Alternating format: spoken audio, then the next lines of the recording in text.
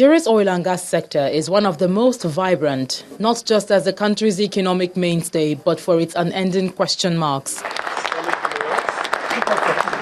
Once again, the Nigerian Extractive Industries Transparency Initiative, NEITI, has released yet another damning report on the sector, with key findings on subsidy payments, crude oil theft, and more. For the period under review, 2009 to 2011, Nigeria recorded a total crude oil production of over 2.5 billion barrels, from which the Federation earned a total revenue of $143 million. The report also disclosed that the federal government made total fuel subsidy payments of 3 trillion naira to importers of refined petroleum products from 2009 to 2011. But the disparity between the subsidy claims paid from the Federation account and the Petroleum Products Pricing Regulatory Agency, PPPRA, was 175.9 billion naira during the same period. For example, the Office of the Accountant General of the Federation reported to NEITI auditors a total subsidy payment of 2.825 trillion naira, while the PPPRA disbursed 3 trillion naira to marketers during the same period. This report further noted that some marketers disagreed with the amount ascribed to them by the PPPRA.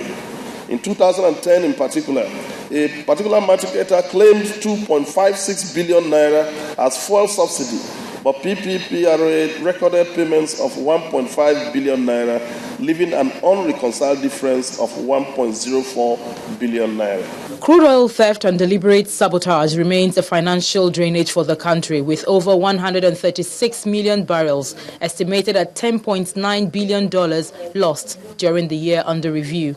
The Minister of Finance, Dr. Ngozi Okonjo-Iweala, pointed out more cases of non-remittances and called for a joint review of the report by all relevant agencies. One of the things that they pointed out is about 4.84 billion in financial flows from NLNG, which includes dividends received by NNPC, which I'm sure, I don't know if he has discussed, but which have not yet been remitted. We'll continue to relate, we'll continue to improve on the backlog of issues. We'll look at the recommendations, we'll implement them. Some of the recommendations are that PPPRA should remit over 4 billion naira arising from over-recovery of fuel subsidy funds collected to the Federation account. Agree or disagree, the fact is that this report has brought a lot of issues to the table. But it now begs the question of what next, as this is not the first time NEITI is issuing such a controversial report on the oil and gas sector. The first was in 2006 and has yet to see implementation. So what happens after now with this? Doris Okenwa, Channels Television News.